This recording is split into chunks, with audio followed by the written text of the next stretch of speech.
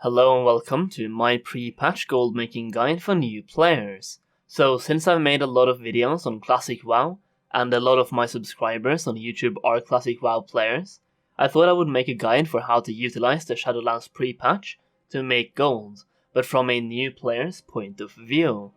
My hope with this is to make more of you guys interested in playing Shadowlands itself, as well as help those of you who are new to the game get a bit of a smoother intro to the game, at least when it comes to gold making.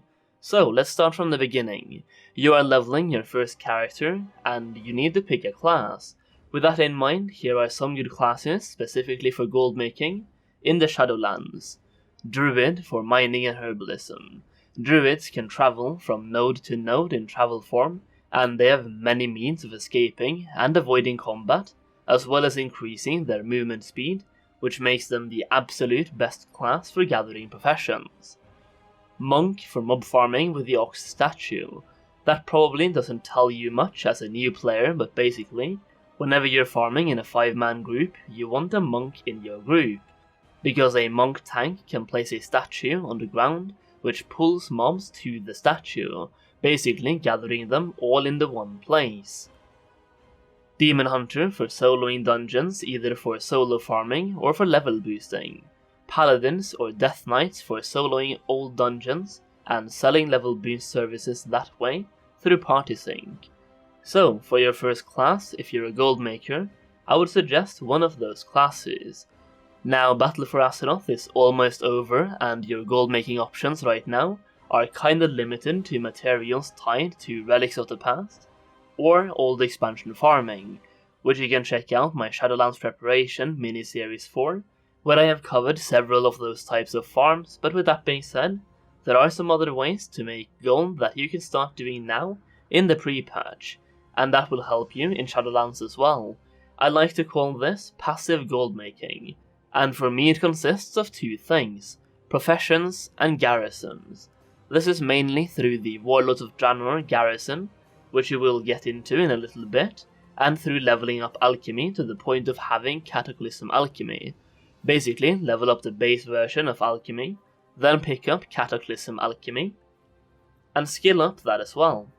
Once you get access to Transmute Pyrite, do that on cooldown, and it should net you some profit every single time you transmute, which basically requires you logging in once per day and clicking a button, and you're basically printing gold by selling that pyrite.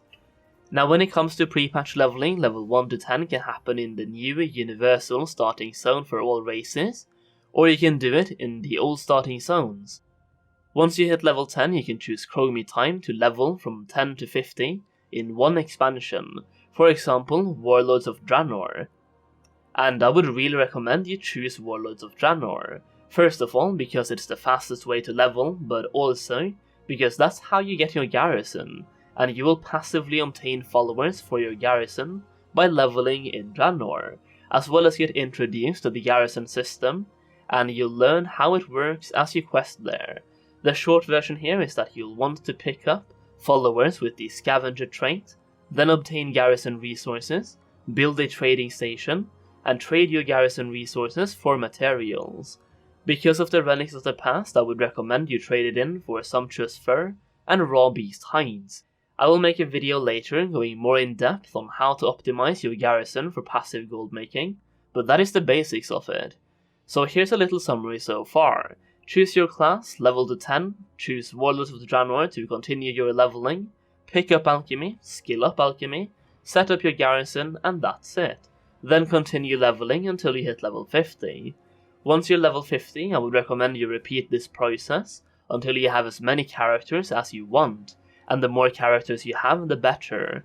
Basically, for me, the garrison makes me 5,000 gold per week per character, so if I have 10 garrisons, I get 50,000 gold per week. The Pyrite Transmute through Cataclysm Alchemy also makes me roughly 2k gold per character per week, so if I have 10 characters with Cataclysm Alchemy, that is 10,000 gold per week as well. Actually no, that's 20,000 gold per week, that's bad math. For little to no effort. Basically, it all requires some upfront effort, and then you're basically reaping the rewards for eternity. The garrisons will be the most difficult part, as you have to level up your followers, gear up your followers, and in some cases you will have to reroll the traits of your followers. Setting up a perfect garrison can take up to 25 weeks, or even longer depending on how often you log in and how much effort you want to put into it. Basically, you can recruit one follower per week with a lunar fall in, where you can design the traits of that follower. You can also have 25 followers in total, so after 25 weeks you will have recruited all of the followers through the inn. You can also get followers from doing dungeons, quests, and finding them in the open world, but in those cases you won't be able to design their follower traits, and you will have to reroll their traits. Now I guess I should also talk about what you should do as a new player to prepare yourself for Shadowlands, and in the pre-patch itself. Ready your professions. Decide which characters will have which professions. For example, have a druid with herbalism and mining, and level that character first. If you also plan to have a character with professions like for example alchemy and blacksmithing. This way, once you level up your character with alchemy and blacksmithing, you will be able to supply yourself with materials from your character with herbalism and mining. That being said, if you don't want to go for the herbalism and mining but still want to make some gold while leveling in the Shadowlands, pick up tailoring and skinning. Having tailoring will passively get you more cloth from killing humanoids in the Shadowlands, and having skinning will allow you to get even more gold from killing beasts as you can skin them. This will accumulate a couple thousand gold while leveling from 50 to 60 in the Shadowlands, as well as give you more gold from your regular daily activities. So it's just extra gold for no extra work. As for actual gold farms you can do in the pre-patch to make gold while leveling for Shadowlands, I would recommend you check out some of my recent videos about that exact subject. But I will leave you with these two gold farms that I personally really enjoy. The Ruby Sanctum, pulling all of the mobs in the raid, then killing them and skinning them. This gives you some Borean leather, which you can either use for Relics of the Past vendor shuffles, or craft into heavy Borean leather. You will also get some Frostweave cloth, as well as some other goodies like Icy Dragon Scales, Icy Fur, and different patterns. The second farm is Rune Cloth and Mageweave Cloth farming, in Burning Steppes by killing orcs and ogres in a 5-man group, at the Blackrock stronghold right outside the Blackrock caverns, which is where you find the molten core.